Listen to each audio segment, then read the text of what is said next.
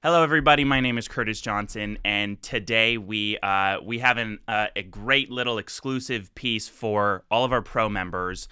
We are obviously, as a company, Better has people from all walks of life, but more notably from all different professions.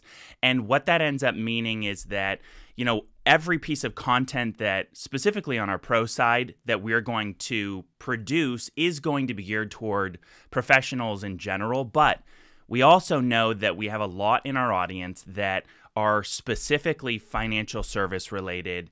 And some of you might not necessarily be in, call it investing on the financial services side. Some of you might work on property and casualty or life insurance, or you might be a CPA and work on it on a different side. But nonetheless, most of you are incorporating some kind of a client experience when it comes to finances. And today we are lucky to be talking to someone who's actually done very well in the financial services industry.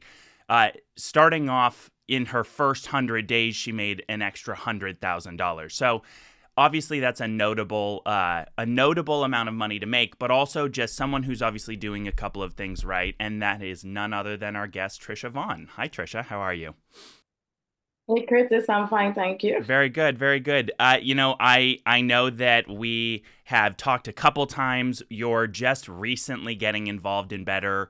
Now, you've known about it for a little bit, but sometimes it takes a little bit to, get things rolling. And in your case, you've been very busy on the financial services side, so it's kind of understandable. What you're getting, I know from talking with you before that you have some background in this, but not necessarily in the same capacity you have now. What is your background when it comes to financial services? Okay, so I was previously in the banking industry and I left that within 6 months of getting involved with insurance.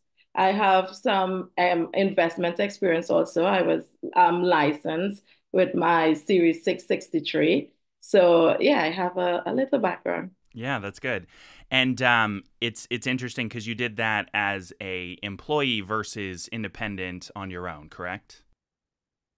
Yes, I did. And have you always been in that industry? Because I think some people sometimes, I hate to say this way, but sometimes individuals will go, oh, well, they've been in the financial industry the whole time, so they were groomed from school for this. Is that the case with you? Did you go to school for finance, or what did that look like?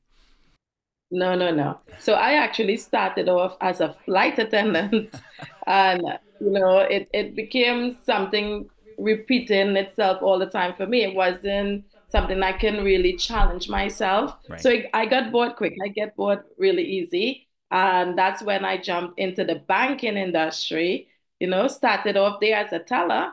Within 6 months, I was able to get promoted as a banker, and I just moved up, but yeah, didn't start off in finance. Flight attendant is very different. So, I think that gives a lot of people who are maybe just getting started in that industry some hope because, I remember when I got into the industry, I was coming over from construction. So, that's a lot of people don't start in that particular industry. So, it's good to hear about someone who's succeeding that didn't, have that as their life plan from day one.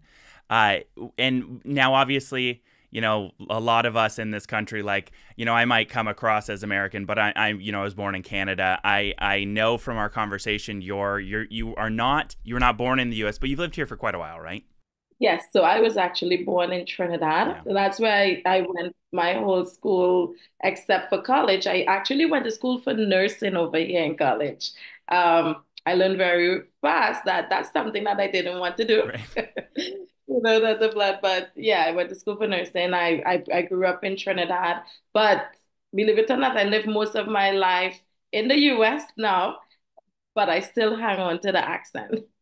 Yeah, accents are a tough thing to lose every now and then. Even me, I moved to the U.S. when I was one, and somehow because of my Canadian family, I say "a" all the time. So it's something hard to shake. So I understand that. So you dove into this financial world, and you transitioned over. You're with a company where you're more on the independent side. In other words, you're an independent contractor. You set your own hours. How was that as a transition to you? What would you say are some of even the defining characteristics, or your, what makes you, what do you feel makes you successful in that particular world? So transitioning from being an employee to being your own boss, it takes discipline. And it also takes, being on point when it comes to having, a schedule. And that's something that I was not really strong in. I can be disciplined, but as far as, committing to a schedule, because, a lot of times people think being your own boss gives you that much more freedom. And it doesn't necessarily, as a new business owner, this is when you really have to put the work in, because you're creating your own business, right? You're starting from scratch. That's like me opening a restaurant, A lot of restaurants, a lot of businesses, they fail in their first few years. You have to commit to putting in that time. So one of the things I knew that I becoming an independent business owner. I hope you enjoyed this preview. To watch the interview in full with Tricia Vaughn, become a pro member. If you're already a pro member, you can go to betterincome.com and then click on the Better Pro Content tab, where you'll be sent over to your exclusive members-only access to exclusive content as Better Pro, and you'll see the Tricia Vaughn interview in full there. In addition to that, if you aren't yet Better Pro and you'd like to catch this whole interview as well as get access to everything else available in Better Pro, go to betterincome.com, click subscriptions, and then you'll see a section there where it says to pick a plan, and then pick Better Pro. With that, we'll see you in the next video. Hope you enjoyed.